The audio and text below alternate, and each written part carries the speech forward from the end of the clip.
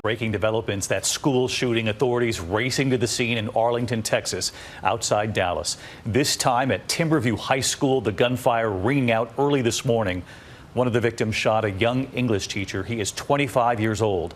Tonight, he's in the hospital. A 15-year-old in the hospital, too, who had been in critical condition, now recovering in the ICU. Word of an active shooter reaching police just after 9 this morning. Armed officers running inside.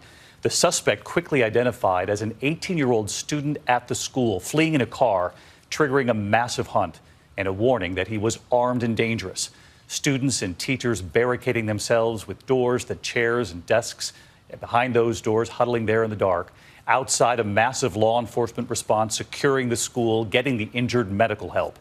Law enforcement rushing to his home nearby. They did not find him there. This is at least the second school shooting in Texas in less than a week. A former student in Houston broke through a glass barricade at Yes Prep Southwest Secondary and wounded an administrator, according to authorities. Many flooded to social media, as usual, crying out once again for lawmakers to listen to the overwhelming pleas of Americans to pass sensible gun legislation. But notably missing, as far as I could tell, were words from the president, who ran heavily supported by gun control advocates. I'm Caroline Johnson. Thanks for watching. Last year on October 5th, Joe Biden commemorated the 3-year anniversary of the largest mass shooting in American history in Las Vegas and asked us to reaffirm our commitment to reducing gun violence across the country. And we affirmed that by voting for you, Joe. Americans are committed. We've taken to the streets, pressured our representatives for years, ignited a popular movement that basically dismantled the NRA as it once existed. So as president, why does it seem like this issue has faded into the background? To his administration's credit, there's a page on his website that outlines in great detail his approach. And back in the spring, he announced a couple of executive actions he's taken, but those still include far more studies and reports and efforts to rein in than concrete actions like using executive authority to pass federal background check laws and banning semi-automatic weapons. Furthermore, NPR reports